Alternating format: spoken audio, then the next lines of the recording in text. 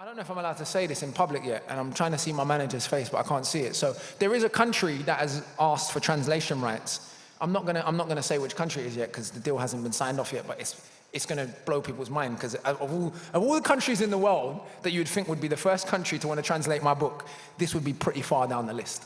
So I'm not gonna say which one it is because I don't think I'm allowed to. But I was surprised. Yeah, a lot of Black Americans in particular have been messaging me on Insta. I ordered your book on import. I read the chapter on Britain and America. Boom, boom, really thoughtful. I think that even though, yes, it is a very British book, it's very much centered in the Black British experience, Black British working class experience in particular. I think any good story has international relevance. I read Toni Morrison, as I presume many others do, even though she writes only about the Black American experience. If it's written well enough, it becomes universal. I read Gabriel Garcia Marquez, even though he writes only about Colombia, there's still universal human themes in there, and hopefully, I'm not in any sense, by the way, and I'm not saying this to be fake humble, I'm not putting myself in the league of those people as a writer, because that's God mode. But I do think there's a certain degree of storytelling where you can cross cultural, ethnic, national boundaries, and I think to some degree, hopefully this book has a long shelf life and continues to do that. And for people who want a way into British race and class politics, I feel like it's at least a decent introduction. I think we did at least that much. For sure. So obviously the other thing you talk about in the book is kind of culture and music, right? Yeah. And a lot of us know that you love old school hip hop, Wu-Tang, that kind of stuff. But what about today? I mean, do you listen to drill? Like, does Akala do the gun lean? Like, what's? You know what? You'd be surprised, bruv. The stuff I listen to when I'm in the gym, come on, let's be honest. Like, nothing beats aggressive rap music or aggressive dancehall when you're in the gym. We just have to be honest about that. We can critique the content and we can say, yo, but there's something about that aggression, that if you're all trying to punch the bag, as much as I love Bob and I love Dennis Brown, yeah, when I'm trying to do that last set of chin-ups, Africans Liberate Zimbabwe might get me there, but play us some music, it's a sweet reggae music, that's not gonna get me there. And so I make no bones about it. Like, I have a love-hate relationship with what I'd call badman dancehall and gangster rap music. Well, on the one hand, I'm like, these men are actually, and I'm not judging it because I used to rap that way, but when you think about it, men are actually celebrating blowing each other's heads off. It is quite extreme. On the other hand, I love Korean revenge cinema. And I think if audiences, non-black audiences, are dumb enough to think that rap music is a reflection of black life, that isn't the rapper's fault. I've watched Korean revenge cinema, a man cut their wife's head off and put it in the fridge. None of that, and all of the Korean revenge cinema I watch is violent as hell. None of that has led me to the conclusion that the average Korean man cuts his wife's heads off and put it in the fridge.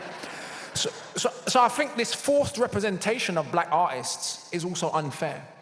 And I think, if you notice, most of the critique of rap music and of drill music and whatever else, it stops at the black guy in front of the camera. And this is where I think it becomes intellectually dishonest. We don't ask ourselves the wider question of, in a racial capitalist society, isn't there surely some perverse logic to the fact that the celebration of black death is a sellable commodity? And should we have a conversation about that? Not say, black boys from Tottenham are rapping about X, Y, Z. They wouldn't be doing it if they didn't think they could make any money. And the fact that they're even rapping tells you they don't actually want to be on road anymore. And a lot of these rappers, as I was saying to people yesterday, I think it's easy to criticize from the outside. It's easy to expect young men to change overnight. Because I got dragged into that myself and I knew better, I'm not really, like I've said a few times, my first FPT freestyle, my F64, I look back on that now and I think, that was a bit judgmental.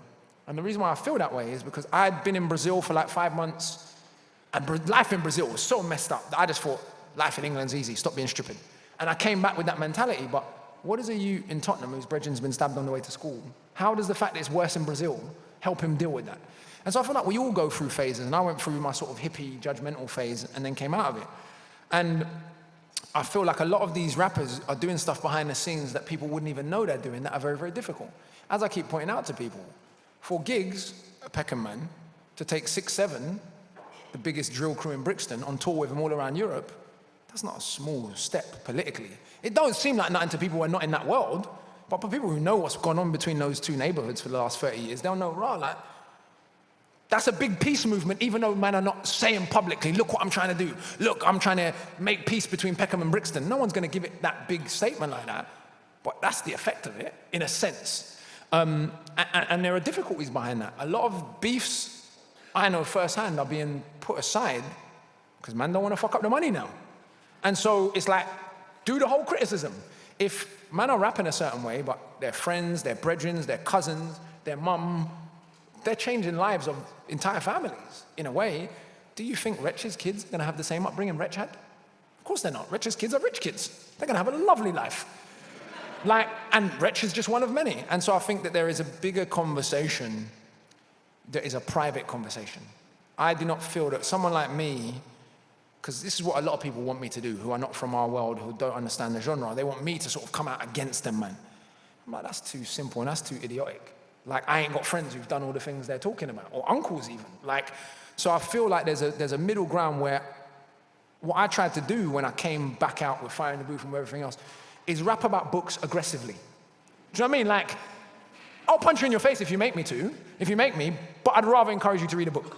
And I feel like what appealed to me about Wu-Tang and about Bounty Killer in particular was they had that, I don't really want beef with my man because I feel like his head might go, but he's encouraging the best in me. And whether people like that or not, the stuff I'm saying wouldn't resonate with some of the young boys that it does resonate with if I didn't have a bit of that history and that they didn't feel a little bit like, I've walked in prisons in Feltham or wherever else, and something about my demeanor, they kind of know, raw, if the screws ain't in it and I chat shit, my man will still go for it with me. It's not and I'm not saying that to be a tough guy, it's just if you've been exposed to that kind of thing, if you get exposed to enough violence growing up, I think it never leaves you. And at a certain stage in my life, I had a certain friend group, and I'm not blaming it all on my friends because I went and found them. I went to their area. One of my best friends that I grew up with, who's from Tottenham, who's in here tonight, we spent more time in his area than mine. And actually, really, I should have brought him to my house because, we lived in a council house, but the street we lived on was kind of all right. It was 2 roads off the estate, and I could go and do my little nonsense and come home, and it wasn't on my doorstep. Instead, I took myself to Tottenham, and I took myself to Harlesden, and I put myself in the middle of nonsense. So I deserve a bit of the blame for my own experiences, but actually, now that I'm out of them, they've been a useful asset to me because I can understand, I'm not excusing it, but honestly, I can understand how a person gets to a point emotionally so low where killing someone over nonsense seems possible. Now, I know that sounds fucked up and it sounds a little bit like a justification. It isn't in any sense. I'm just saying, we've been in situations where men have pulled guns out or knives or whatever else, and men have not ran. Not because I think I'm such a tough guy, but because at that point in life, getting shot seemed to make more sense than getting taken for a pussy. Because of the shame, everyone would say, raw, that man came for that, and they ran off, Now, you pull a gun, I'm off, mate. I'm off. I got too much to live for.